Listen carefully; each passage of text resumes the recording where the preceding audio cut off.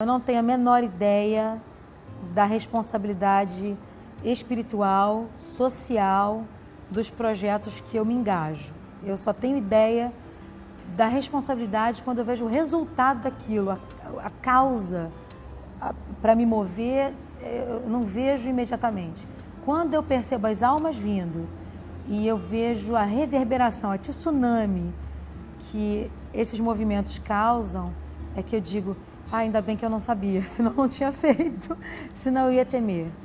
Porém, uma experiência muito forte que eu vivi com Deus, passando por cima da África, eu estava indo para a Alemanha com uma equipe missionária, com a equipe internacional, e nós estávamos indo como voluntários para um evento de adoração na Alemanha, que foi o All Nations Adore, e depois nós fomos para Inglaterra também. Quando eu estava passando por cima da África, eu olhei no visor do avião e falei assim, ô Jesus, quando é que eu vou para a África? Eu estou indo para a Alemanha, eu estou indo para a Inglaterra. Olha a África aí, Jesus. Eu fiz aquela oração doída, sabe? E eu dizendo, sonhando com a África, sonhando em um dia pousar lá. E fiquei olhando para o mapa, assim, com o olhar perdido, de madrugada, porque eu dificilmente durmo em voos internacionais. E aí, enquanto eu orava, Deus falou para mim assim, filha, cada um tem a África que merece. E você vai achar a sua África. Eu vou te enviar para a sua África. E eu vou te dizer uma verdade hoje, vou dizer para vocês uma verdade. A minha África é o meu Brasil. O meu Brasil tem tantas Áfricas que caberiam dentro da nossa África continental, da nossa África mundial. Então a África foi a minha grande inspiração missionária desde a minha adolescência. Mas eu preciso começar de algum lugar. E o meu lugar é Jerusalém, a minha terra natal, é o meu Rio de Janeiro. O Rio de Janeiro é uma grande janela para o mundo. Então, essa janela mundial, que é o Rio, ele não pode mostrar apenas o calçadão de Copacabana. Ele não pode mostrar apenas os arranha-céus, o pré-sal e tantas coisas lindas que nós temos no Brasil e no Rio de Janeiro.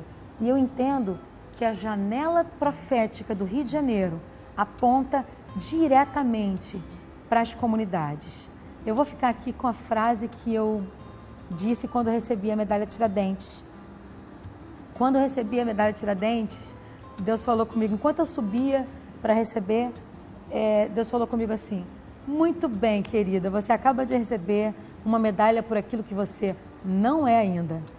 Essa é uma direção para você compreender o que você deve ser. E eu fiquei muito envergonhada, porque o Estado estava me reconhecendo, eu entendo por que o Estado me reconheceu, por que o Estado me premiou, e eu fiquei muito honrada com a premiação. Mas espiritualmente falando, eu tenho que confessar, é uma medalha daquilo que eu ainda não sou, daquilo que eu preciso perseguir, preciso alcançar. E naquele dia eu usei um texto que foi o texto de João Batista. Quando João Batista estava na prisão, ele entrou numa crise grande porque por pregar a verdade, por falar a verdade para o povo, ele foi parar na prisão. E ele disse assim para os seus discípulos, rapazes, corram lá, perguntem a Jesus, que era primo de João Batista, perguntem a Jesus se ele é mesmo Cristo ou se eu devo esperar algum outro para manifestar salvação. E os discípulos saíram correndo, foram perguntar a Jesus, Jesus, por favor, João Batista está em crise, João Batista está preso. E Jesus não faz uma revolução para tirar João Batista da prisão. Jesus vira para os discípulos e diz assim, meninos, venham cá, digam para João o seguinte, os cegos veem, os coxos andam, e aos pobres, essa frase, aos pobres é pregado o reino de Deus. E os discípulos saem completamente impactados por aquela palavra e voltam para responder João Batista. João Batista depois perde a cabeça, vocês sabem muito bem da história, mas naquele momento a palavra de Jesus foi o reino dos céus pregado aos pobres, fazendo com que os cegos enxerguem, fazendo com que os coxos andem, manifestam a realidade da salvação e da morte e ressurreição do Filho de Deus encarnado, e o mesmo Filho de Deus que subiu ao céu em carne, ressuscitou, subiu ao céu em carne e que vai voltar para buscar um povo salvo.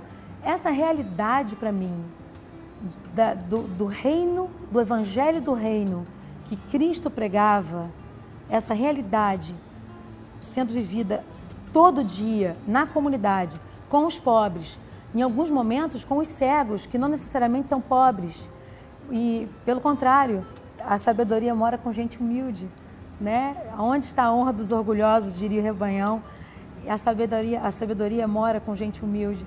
Então, pregar o evangelho aos cegos, que não necessariamente estão na comunidade, muito pelo contrário, como eu disse, aos pobres, que podem ser os pobres de espírito, ou podem ser também os pobres de dinheiro, de necessidade social, de tudo aquilo que a gente já disse, e os coxos que hoje não andam, que são coxos naturais, que podem receber milagres na sua carne, no seu corpo físico, mas também aqueles coxos que não andam, estão aleijados na sua posição social, emocional, espiritual. São pessoas que devem andar naquilo que foram designadas para fazer e não estão fazendo. O Evangelho de Jesus Cristo provoca toda essa reação, onde os coxos vão andar, os que têm poder para realizar em favor do pobre, aonde os cegos vão enxergar, aqueles que não estão enxergando aquilo que Deus designou para eles, e aonde os pobres vão receber